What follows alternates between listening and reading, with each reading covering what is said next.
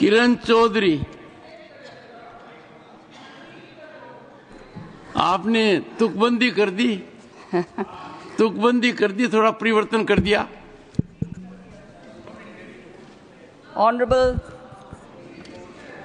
Honorable Chairman, sir, thank you for giving me this opportunity to speak on this historic debate on this bill, which is going to bring our most marginalized Muslim brethren on the road to progress and prosperity, and also emancipation. Sir, I completely support this Waqf Amendment Bill, which is not only progressive and much needed reform, but it seeks to bring greater transparency, efficiency and inclusivity in the management of Waqf properties across the country. And sir, a quote comes to my mind of Victor Hugo, a famous author, British author. Nothing else in the world is so powerful as an idea whose time has come. Sir, the time has come. Bharat is poised and is on the threshold of greatness under the dynamic leadership of our Honorable Prime Minister. And sir, we are the world's largest democracy and we have a robust system of law. And with the Constitution which reigns supreme, sir, the legal maxim, less injusta non ex less, means unjust laws are not laws. So that says it all, sir. Laws which are not for the benefit of the people and which are not in sync with the Constitution and which are not in sync with time should be done away with. The irrelevant portions should be done away with, and we have done our Honorable Prime Minister has had the courage to do all those progressive reforms during the past 10 years, of which we are all very proud.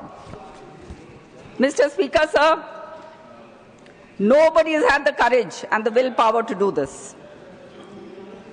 And sir, I was listening to the debate today, the whole day. Everybody talked about this bill being religious. This bill is not religious. There is no religion in this bill.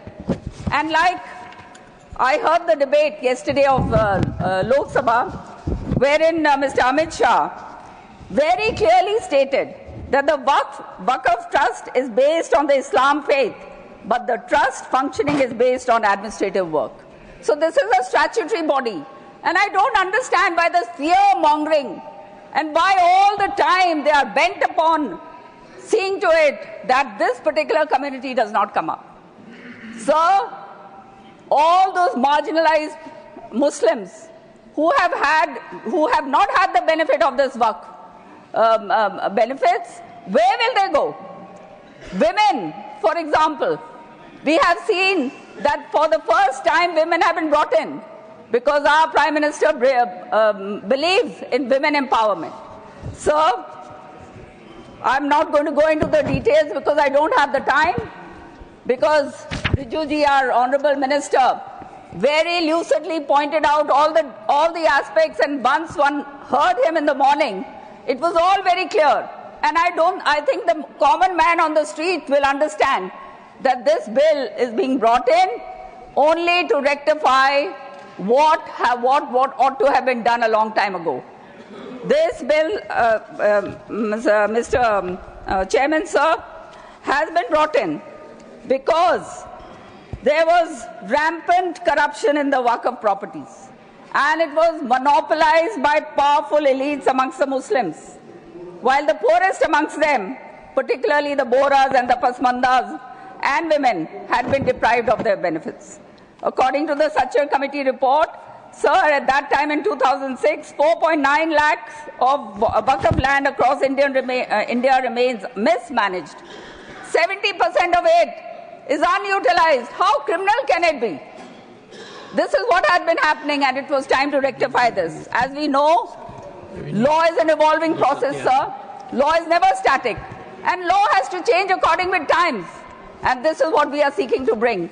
And this time, sir, with this bill coming in, I'm sure that the women of this country will have their proper share. And as The great reformer Begum Ruqayya Sakhawat Hussain once said, if a woman is educated, an entire family is liberated. Sir, let it be known that true progress cannot exist without gender equality. When women lead, communities thrive. This is a known fact. And that is why our Honorable Prime Minister believes in the complete empowerment of women. So it's a shame when we see the statistics, how, according to the National Commission of Women, 2020, only 3% of Waqf-funded educational institutions are for girls.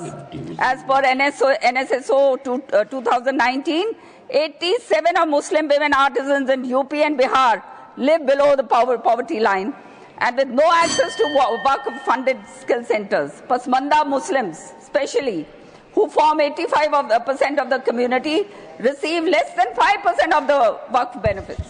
Sir, and of course, the amendment of 2013, I should not forget to talk about that. The draconian Section 40 is being done away with because, sir, it gives ultimate power to decide the nature of the Waqf property. According to subsection 1, the Waqf board may itself collect information regarding any property which has reason to believe it to be a Waqf property. That means that they can go anywhere and put their hand on it and say that this is a Waqf property. Nobody can stop them. Also, the tribunal, sir, which had no appeal against it, has now the entire this thing. It has been proposed in the bill that the appeal will lie to the High Court. So I'm not going to take much long time because I know I've been allocated only 5 minutes. In the end, I would only like to say, sir, that the time has come and we have a decisive and strong leader whose only mantra is nation first. And he has the power to implement and progress the reforms in this country. We must be thankful to him. And also, sir, it is only because of the divisive policies followed by the opposition, honorable members of the opposition, that we stand here today and all the benefits which ought to have been accrued to them have not been done. Sir, I'll just finish with the lines. They do all this rumor mongering and fear mongering, sir. I would like to tell them, दिलों में हबे वतन है अगर तो एक रहो, निखारना ये चमन है अगर तो एक रहो, नहीं तो खत्म हो जाओगे. बनाना है हमें अब अपने हाथों अपनी किस्मत को, हमें अपने वतन का आप बेड़ा पार करना है. So let this bill be a revolution, sir. Let this be a dawn of true secularism. And let this be real empowerment and also complete unity of this country. Thank you, sir. Shri Kiran Rijiju to reply that